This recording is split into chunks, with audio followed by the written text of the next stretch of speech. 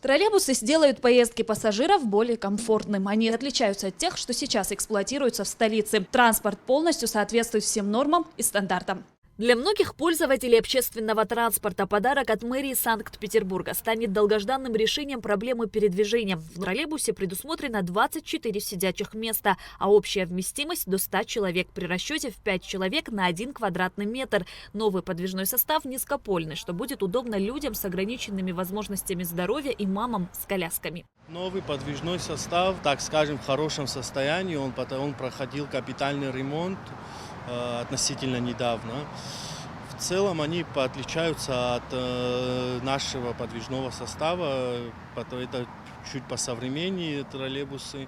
И сейчас мы будем обучать водителей. Тут чуть-чуть другая система. Мы будем обучать водителей заново.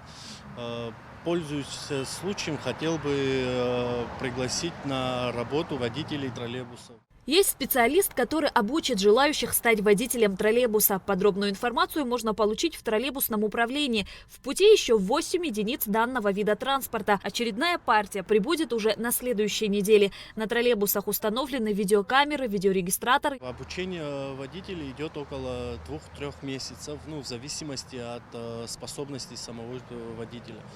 У нас идет, получается, мы принимаем на работу стажерами. У нас есть водитель, который обучает их. Он сдает экзамен, после он направляется в ГАИ и сдает экзамен там на категорию троллейбус.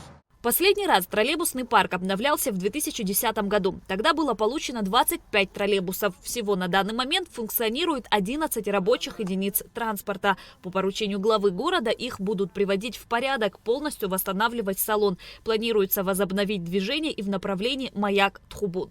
Сейчас маршрут у нас новый район Рынок, старый поселок Рынок. В течение 10-15 дней будет восстановлен маршрут Маяк-Тхубун. Сейчас проводятся работы в Синопе по восстановлению контактной сети. И вот в течение 15 дней мы запускаем этот маршрут. Мы занимаемся сейчас восстановлениями подстанциями нашими. Будем по поручению главы города Тимура Михайловича будем восстанавливать подстанции.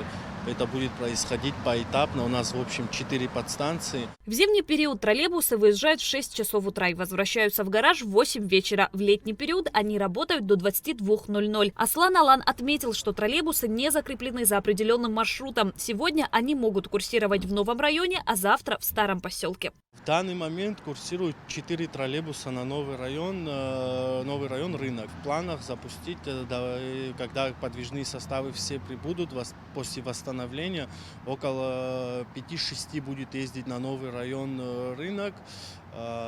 Старый поселок 2 троллейбуса будут ездить, и Маяк-Тхубун начнется поэтапно у нас за то, что из-за восстановления и долгого периода, то, что не ездил там троллейбус, мы сейчас в тестовом режиме 1 запускаем, а потом до 4 мы планируем пустить туда троллейбусы. Троллейбусы, окрашенные в ярко-оранжевый цвет, практически стали визитной карточкой города. Среди горожан этот вид транспорта всегда пользовался популярностью, ведь на нем можно доехать практически в любую точку города, заплатив всего 10 рублей.